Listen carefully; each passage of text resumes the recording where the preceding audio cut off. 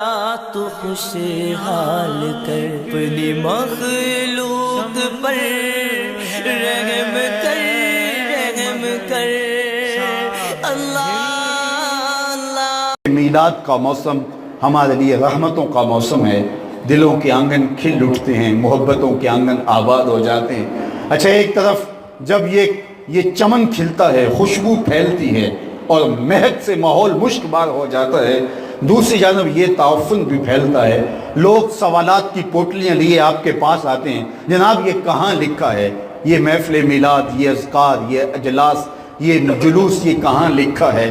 تو میں کہا کرتا ہوں صاحب لکھے کی کمی نہیں، علماء دلائل کے انبار لگا دیتے ہیں، لیکن میں کہا کرتا ہوں کیا ذکر رسول کے لیے بھی کسی دلیل کی ضرورت ہے؟ کبھی ایسا ہوا ہے کہ پھولوں کا تذکرہ چھڑا ہو اور بلبل کہے کہاں لکھا ہے؟ بات شمع کی چل رہی اور پروانہ دلیلیں ڈھونڈ رہا ہو، اور یہ بھی ممکن نہیں کہ بات سرکار دو عالم کی ہو رہی ہو اور امتی کو دلیل چاہیے۔ محب کے لیے اس سے بڑا اور سرمایہ کیا ہو کہ کوئی اس کے محبوب کا ذکر چھیڑ دے۔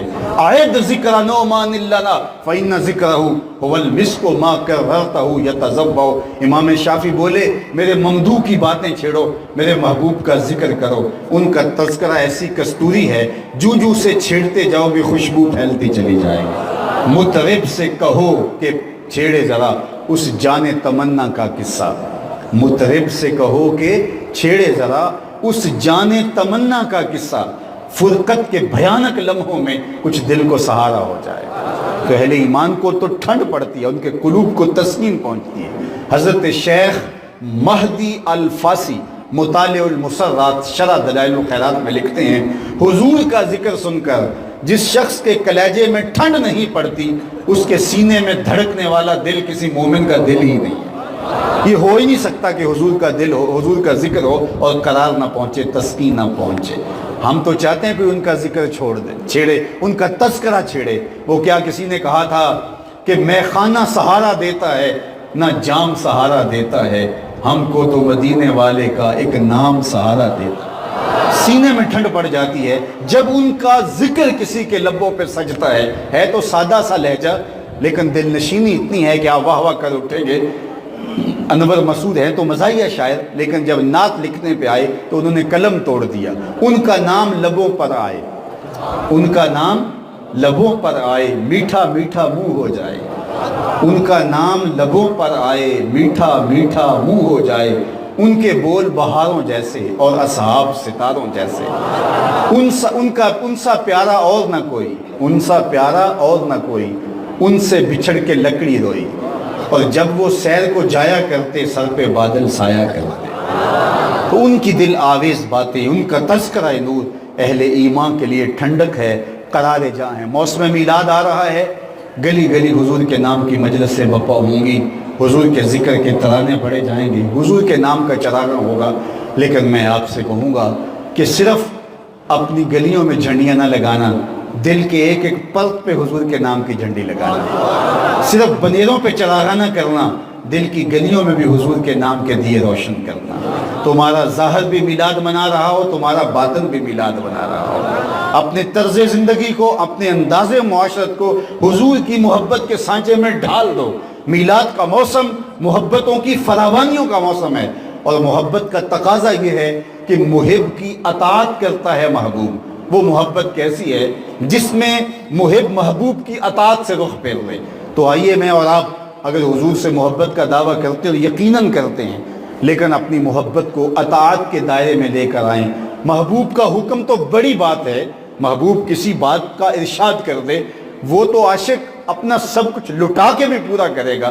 وہ کیا کسی نے کہا تھا کہ تیرے ہندیاں سندیاں محبوبہ میں کافر ہوا جے میں ہوا۔ جب محبوب کا حکم ہوا تو پھر تو اپنا تشخص بھی ختم ہو جاتا ہے، لیکن محبوب کی رضا بھی عاشق کو مقصود ہوتی ہے۔ وہ محبوب کے چہرے کے تیور دیکھ لیتا ہے کہ محبوب کی خواہش اور محبوب کی مرضی کیا ہے، اس کا اشارہ ابرو کیا ہے۔ مدینہ المنورہ کی ایک گلی سے میرے حضور گزر رہے ہیں، ایک ایسا مکان تعمیر ہو رہا تھا جس طرز تعمیر کو میرے حضور پسند نہیں کرتے تھے۔ تو حضور نے کسی سے پوچھا یہ کس کا ہے؟ کہا فلاں انصاری صحابی کا۔ حضور نے کوئی جواب نہیں دیا، گزر گئے۔ تو وہ شخص اس صحابی سے ملا، کہا تیرے مکان کے قریب سے میرے حضور گزرے، حضور نے پوچھا تھا لیکن شاید حضور کو پسند نہیں آیا، چہرے پر آثار پسندیدگی کا ظہور میں نے نہیں دیکھا۔ اس نے کہا اچھا کہا، ہاں۔ اس نے کدال لیا اور مکان کو زمین کے برابر کر دیا۔ 2-4 دن کے بعد حضور کا دوبارہ گزر ہوا، دیکھا ملبے کا ڈھیر پڑا ہوا ہے، کہا صاحب مکان کو بلایا جائے، بلایا گیا۔ فرمایا میں گزرا تھا تیرا مکان دیکھا تھا، آج ملبے کا ڈھیر پڑا ہے۔ عرض کی حضور میں نے گرا دیا۔ فرمایا کیوں؟ عرض کی سنا تھا آپ کو پسند نہیں، سنا تھا آپ کو پسند نہیں۔ میں اور آپ دیکھیں ہمارا کیا کیا حضور کو پسند نہیں، سر سے لے کر پاؤں تک، عقیقے سے لے کر ولیمے تک، نجی زندگی سے لے کے امور سیاست تک، کاروبار سے لے کر کے اپنے انداز معاشرت تک، وضاقتہ سے لے کے طرز حیات تک، ہم دیکھیں ہمارا کیا کیا حضور کو پسند نہیں۔ حضور کی مجلس لگی ہے، ایک صاحب آئے، انہوں نے حضور سے سلام لیا، میرے آقا کریم نے رخ پھیر لیا۔ وہ سمجھے شاید اتفاقاً ہوا ہے تو جدھر حضور نے رخ پھیرا وہ ادھر سے جا کے سلام کر لیں، تو حضور نے پھر رخ پھیر لیا۔ سمجھ گئے کہ ناراضگی ہے۔ صحابہ سے ملے کہ میں تو سفر سے آیا ہوں، مجھے تو سمجھ نہیں آ رہی کہ حضور کی ناراضگی کا سبب کیا ہے، آپ کو کوئی اندازہ ہے، آپ بتا سکتے ہیں کہ حضور مجھ سے کیوں ناراض ہے؟ تو انہوں نے غور کیا تو کہا ہاں یہ تو نے جو سونے کی انگوٹھی پہنی ہے اس وجہ سے حضور کی ناراضگی ہو سکتی ہے، چونکہ حضور نے مرد کے لیے سونا اور چاندی منع قرار دیا ہے۔ ان الذهب والفضة حرام لذکور امتی، یہ امت کے مردوں کے لیے حرام ہے۔ صرف 4.5 ماشے سے کم وزن کی ایک انگوٹھی شریعت نے جائز قرار دی ہے، باقی یہ عورتوں کا زیور ہے، زینت ہے، مرد کو اس کی ضرورت نہیں ہے۔ یہ جہنم کا انگارہ قرار دیا ہے، گناہ بے لذت ہے، کیوں اٹھا رہے ہو؟ شاید حضور کی ناراضگی کا سبب یہ ہو۔ وہ آگے بڑا، انگوٹھی اتار کے حضور کو پیش کرتے ہوئے کہا حضور کیا اس وجہ سے ناراض ہے؟ حضور نے انگوٹھی پکڑی اور پھینک دی، ناراضگی کی وجہ ختم ہو گئی، بیٹھ گیا، مجلس چلتی رہی، لؤلؤے نور لٹتے رہے اور وہ جھولی بھرتا رہا۔ خیر جب مجلس سے اختتام کو پہنچی، لوگ بھی اٹھے اور وہ بھی اٹھ کے واپس پلٹا تو کسی نے اس کو اشارہ دیا وہ جو سونے کی انگوٹھی پڑی ہے وہ تو اٹھا لے، تم تو نہیں پہن سکتے شرن، تمہاری بیوی تو پہن سکتی ہے، قیمتی دھات ہے۔ تو صحابی نے جو جواب دیا سنیے، اس نے کہا واللہ لا آخذہ وقد ترہ رسول اللہ صلی اللہ علیہ وسلم، واللہ اللہ قسم میں اس کو کبھی بھی نہیں اٹھاؤں گا، وقد ترہ رسول اللہ، جس کو میرے حضور نے پھینک دیا، جس کو میرے حضور نے پھینک دیا میں اس کو کبھی بھی نہیں اٹھاؤں گا۔ وہ سونا ہے، ہیرے ہے، موتی ہے، پکھراج ہے، لال ہے، زمرد ہے، کچھ بھی ہے، پڑا رہے، میں اس کو نہیں اٹھاؤں گا اس لیے کہ میرے حضور نے اس کو پھینک دیا۔ اب میں اور آپ اپنی زندگی میں اتر کے دیکھیں کیا کیا وہ چیزیں ہیں جو حضور نے پھینک دی، اور کہیں وہ چیزیں ہم نے گلے سے تو نہیں لگائی ہوئی۔ اگر ہم نے گلے سے لگائی ہے تو صاحب پھر اپنے عشق پہ نظر ثانی کیجئے، اپنی محبت پہ نظر ثانی کیجئے۔ محب تو محبوب کی ہر ادا کو اختیار کرتا ہے، محبوب کے نام کا زہر بھی پینا پڑے تو محب کے لیے یہ بھی مشکل نہیں ہوتا۔ میرے بزرگ جھوم کے پڑھا کرتے تھے عاشق عاشق ہر کوئی آنکھے، پر عاشق بندا مر کے، زہر پیالہ کوئی نہیں پیندا پر عاشق پیندا پر کے۔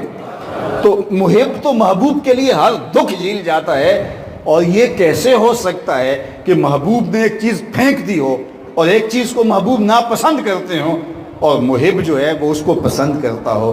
اگر ایسا ہے تو پھر وہ محب نہیں ہے۔ میں اور آپ اپنے اعتراف کا نہیں اپنا جائزہ لیں، ہم دوسروں کو دیکھتے رہتے ہیں کس میں کیا کمی ہے۔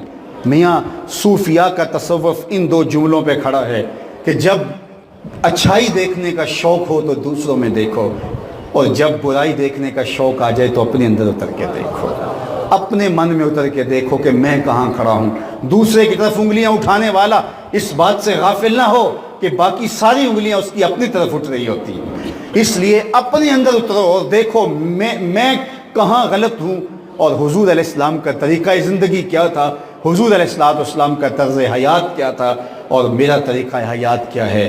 عالی مرتبت بزرگوں کی چوکھٹ پہ آنے والوں، حضور بارو کریم کی چوکھٹ پہ حاضری دینے والوں، یہ وہ مشائخ ہیں جنہوں نے اپنی ساری زندگیاں اللہ اس کے رسول کے احکام کی تنفیذ کے لیے اور عملی جو ہے وہ اظہار کے لیے اپنی زندگیاں وقف کر دی، اور اپنی زندگی کی ایک ایک سانس حضور کے نام لگا دی۔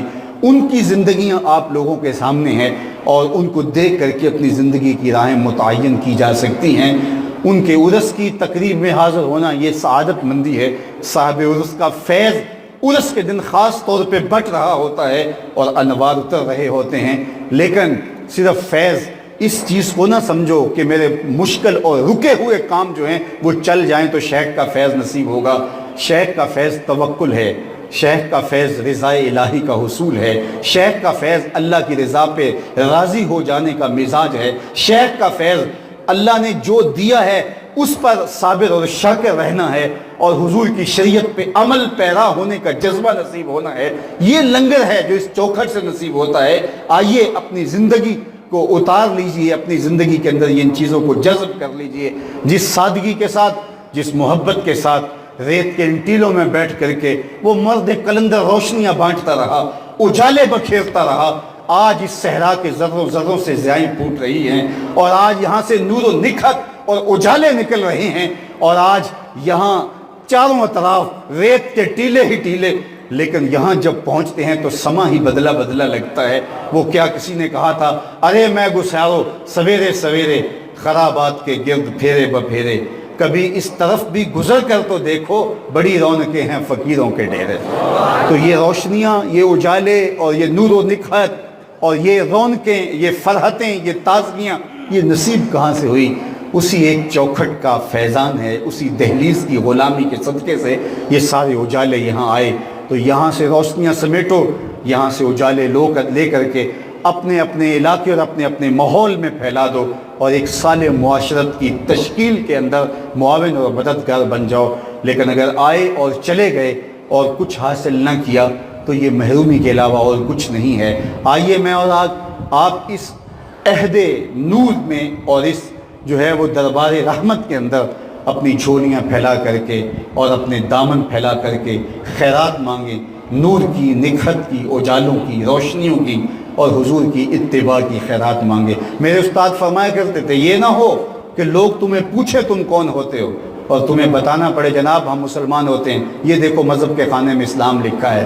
آپ فرمایا کرتے تھے، صاحب کسی کو پوچھنا نہ پڑے اور تمہیں بتانا نہ پڑے، تیری وضاحت، تیرا طرز زندگی، تیرا انداز معاشرت ایسا ہونا چاہیے تو دور سے آ رہا ہو لوگ کہیں وہ دیکھو آقا کا غلام آ رہا، نور آنکھوں پہ تو چہروں پہ اجالے ہوں گے، مصطفیٰ والوں کے انداز نرالے ہوں گے، دنیا میں بھی ان کے دم سے مقدر چمکا، محشر میں بھی ان کی رحمت کے حوالے ہوں گے۔ آؤ اپنی زندگیوں کو حضور کے نام لگا دیں۔